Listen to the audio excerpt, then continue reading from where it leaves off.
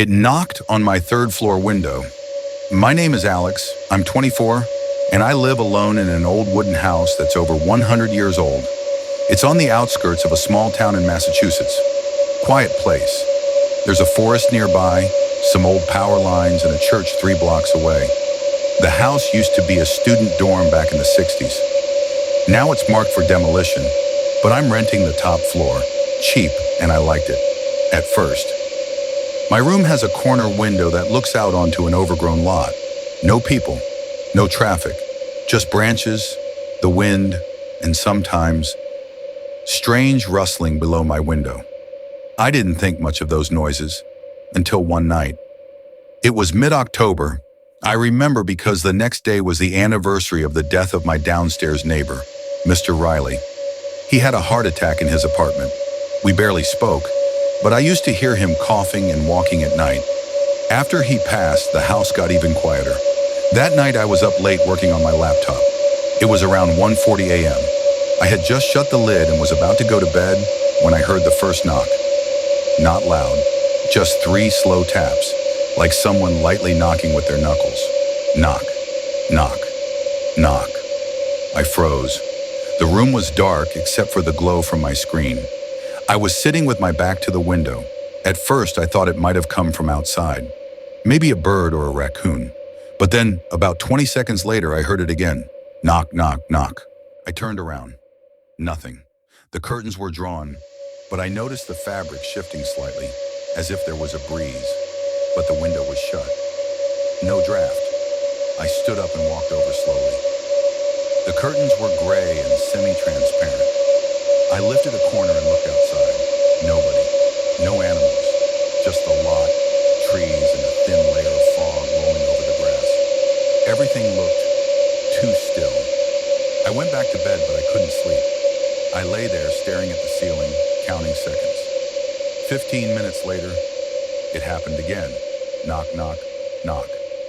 This time I jumped up and yanked the curtain aside. Nothing. But on the glass, right at eye level, there was a handprint. Dry. Smudged. It definitely wasn't there before. I'm not making this up.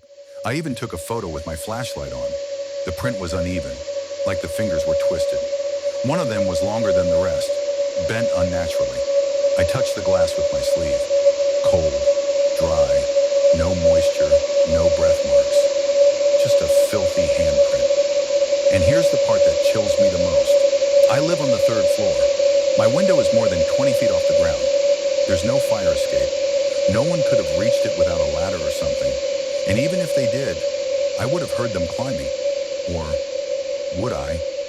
After that, I didn't try to sleep. I sat there, lights on, wondering if I should call the police.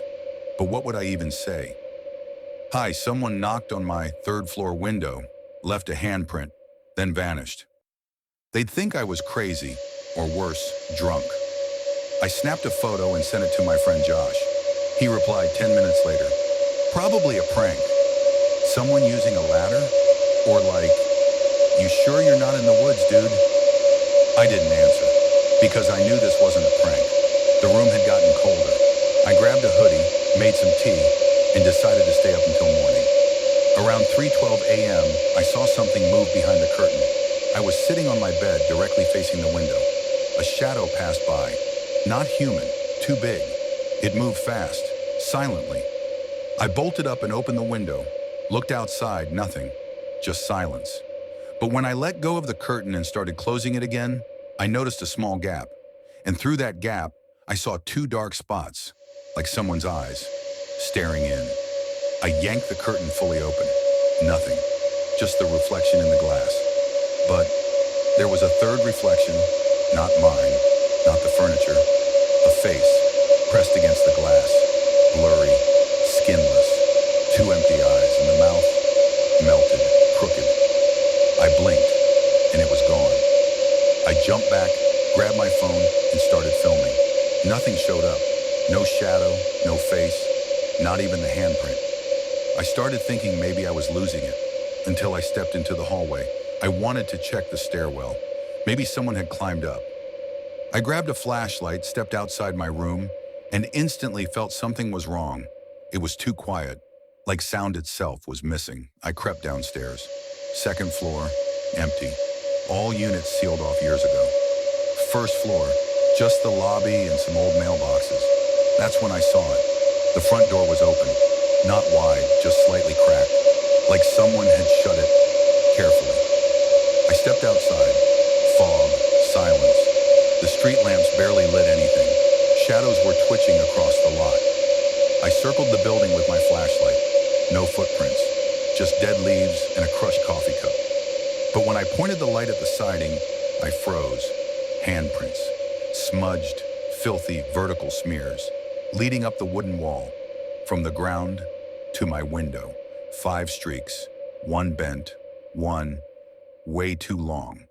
I ran back in, slammed the door, locked it, wedged a chair under the knob, and sat against the wall, holding a knife. I didn't sleep. When I opened my eyes again, it was morning. The clock said 11:47 a.m. I'd slept on the floor, still holding the knife. First thing I did, check the window. The handprint was gone, completely. Outside, the wall was clean, no prints, no streaks. I started to doubt myself. Maybe I had a breakdown. Maybe I was hallucinating from stress. I tried to forget about it, almost succeeded. Until a week later, my downstairs neighbor Emma stopped me in the hallway. "Hey, sorry to bother you, but did you hear anything weird last night?" I froze. "Like what?" "I don't know. Scratching? Like claws? On the outside wall?"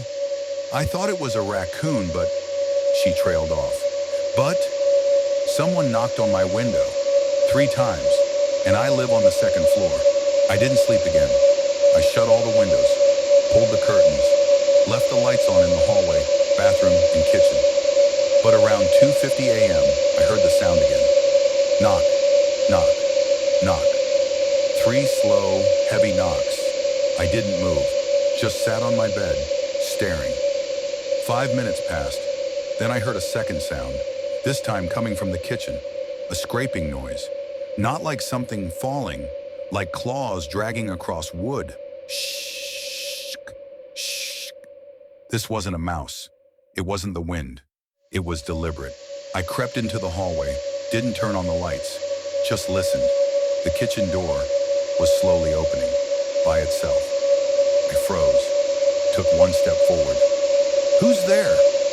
Nothing. I tiptoed to the door and yanked it wide open. No one. But on the floor, scratch marks. Thin, sharp, not leading in from the hallway, leading out from the kitchen, like something had already been inside. I grabbed a knife again, lay back in bed. Didn't sleep until dawn. The next morning I set up an old GoPro by the window. I let it record the entire night. When I watched the footage the next day, nothing happened at first, until 3:17 a.m. The curtain started to move, on its own. There was no breeze, no window open. But it lifted, like someone was touching it gently. Then, a hand appeared. Not human, too thin, no fingernails. The fingers were long, too long, and bent wrong. It reached out and tapped the glass. Knock, knock, knock. Then disappeared. A minute later, a face appeared, just for a moment, pressed against the glass. I paused the video. It wasn't a person. The skin was waxy. The eyes were wide, white. The mouth was open, like it was screaming, but no sound came out. I turned off the video. I wanted to puke. I sent it to Josh. He thought it was fake, until I told him I didn't edit anything. He said he was coming over. That night, we stayed up together. Everything was quiet. Until 2:58. First the creak, then the knock. Knock, knock, knock. Josh turned pale. "You heard that?" "Told you," I said. He walked to the window, pulled the curtain open. "Nothing." We lay down. 20 minutes later, Josh whispered, "Dude, are you sure you didn't tell me everything about this house?" "Why?" "I swear I just heard someone whispering behind the wall. But not human whispering, something deeper." 2 days later, he left. He said he wasn't coming back. I stayed 1 more night, just to prove I wasn't crazy.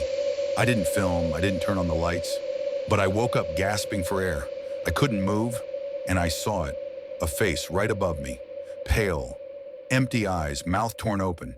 It was just staring at me. I screamed, turned on the light. Nothing.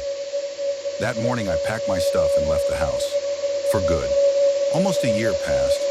I moved to another city. I thought it was over. Until I got a letter. No return address. Inside was a photo.